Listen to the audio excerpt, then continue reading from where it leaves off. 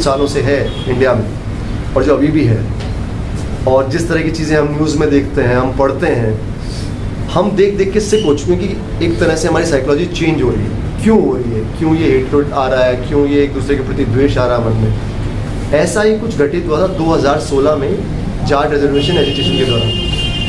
उसमें हुआ था ये कि वहाँ पे जाटों ने एक एजिटेशन कर रखा था रिजर्वेशन को लेके, ओबीसी रिजर्वेशन को लेके, और वो फरवरी 2016 में 16-17 तारीख को अचानक से दंगों में तब्दील हो गई और उसमें करीब 31 बच्चों की जान चली गई। और वहाँ पे खबरें भी आई थी मुरथल रेप केस की, आपको याद होगा कि वहाँ पे मुरथल में सामूहिक बलात्कार हुआ और ये सब हुआ। उस वक्त मैं मुंबई में ही था। मैं बेसिकली फिल्में लिखता हूँ और बनाता हूँ और एक्टिंग करता हूँ। अभी मेरा आश्रम सीरीज़ रिलीज़ हुआ है, अगर आपने देखा है तो मैंने लिखा है।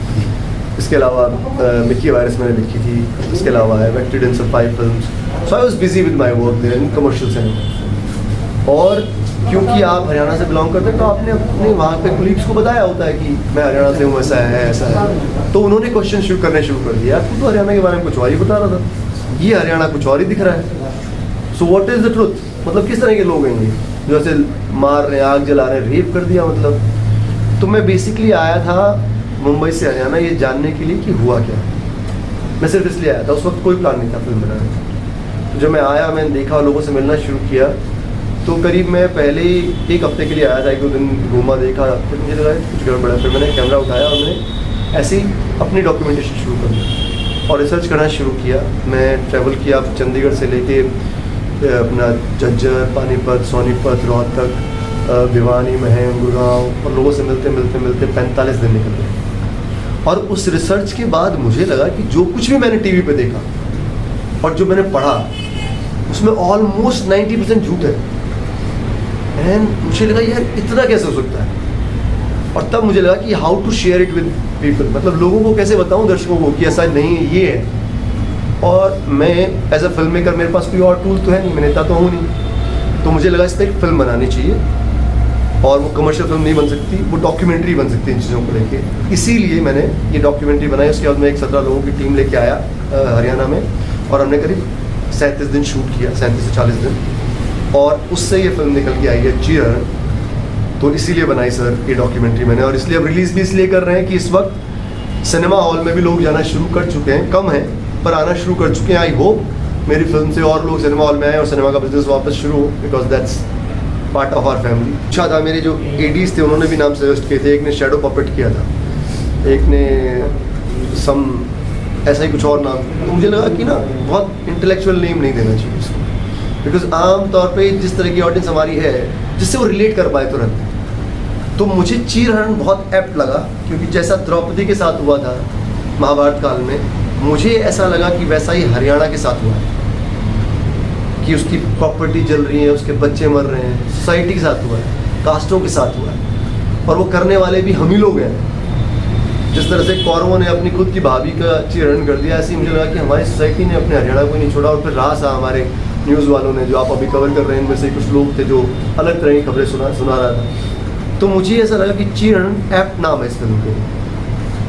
ये एक सवाल है, जैसे मीडिया की आपने बात की, तो क्या आपने पहले ही बोल दिया कि 90% चीज़ें जो हैं गलत दिखाई गई? तो एक तरह से जो मीडिया दिखा रहा है, आने वाले समय में लोगों को उस पर भरोसा नहीं करना चाहिए, पूरी तरह से ये प्लानिंग करके की जा रही है। दूसरा सवाल है कि क्या आने वाले दिनों में आप किसान आंदोलन को लेकर के भी, क्योंकि वहाँ भी मीडिया कुछ इस तरह की दिखा रहा है, तो मीडिया और हम जुड़े हुए। जब मैं बोलता हूँ 90% ऑफ द गलत था, तो मैं बात करता हूँ एक आंदोलन की और एक इंसिडेंट की। उस इंसिडेंट के बारे में दिखाया गया वो 90% झूठ निकला। ये मैं इसलिए कह पा रहा हूँ क्योंकि मैंने डॉक्यूमेंट्री बनाई, उसमें फैक्ट्स हैं। नहीं तो अगर मैं ऐसे ही बोल दूँगा तो उसका मीनिंग नहीं, तो अब लोग जाके देखेंगे तो उनको लगेगा अच्छा ये झूठ नहीं बोल रहा, भाई सच बोल रहा है, इसके पास फैक्ट्स है। ये मेरे पास प्रूफ है, वो डॉक्यूमेंट्री के अंदर है, अगर आप देख पाएंगे तो आपको पता लग जाएगा। तो उस मामले में वो 90% झूठे हैं, ये सच है। उनके ट्विटर हैंडल से लेके, उनके फेसबुक पेजेस से लेके, उनकी खबरें तक, वो जो कह रहे हैं और जो हो रहा है उसका कोई समन्वय नहीं। रही बात किसान आंदोलन की, तो मुझे बड़ा मुश्किल लगता है कि मैं बना पाऊंगा। एक फिल्म बनाने में मेरे 4 साल निकल गए। नॉर्मली मैं कमर्शियल फिल्म बनाता हूँ, मैं 1 से 2 साल में बना के रिलीज़ कर देता हूँ, और ऐसी फिल्मों को कोई प्रोड्यूसर नहीं मिलता। रिलीज़ करने के लिए जब आप जाओ तो आपको पता है कि कितने लोग देखने आते हैं, तो it is very hard to make a documentary about this incident and I physically और मेंटली बहुत ड्रेनिंग है। आप जिनके घर पे कोई मर गया, आप उनसे जाके इंटरव्यू करते हो तो मतलब इट्स वेरी हार्ड। मैं बनाते बनाते डिप्रेशन में चला गया था। मेरे जो टीम थी उन्होंने 17 फैमिलीज़ का इंटरव्यू किया था जिनकी डेथ हुई है। उसके बाद उन्होंने कहा सर हम नहीं जा सकते अपने घर, आपको दूसरी टीम लेके आओ। सो ऐसी फिल्में बनाना बड़ा मुश्किल वाला काम है। तो मुझे नहीं लगता मैं दोबारा इस तरह की फिल्म बना पाऊँगा। मैं अब नेक्स्ट जो बना रहा हूँ वो गैंगस्टर ऑन हॉलीडेज है, एक्शन कॉमेडी। मुझे रिलीफ चाहिए, मतलब इट्स वेरी हार्ड। मूवी के माध्यम से आप सोसाइटी को क्या संदेश? देखिए सर, मैं संदेश नहीं कहूँगा इसको exactly, because as a film maker आप सिर्फ क्रिएट कर सकते हो। बाकी लेटेस्ट खबरें जानने के लिए चैनल को सब्सक्राइब और बेल आइकन को प्रेस करना ना भूलें।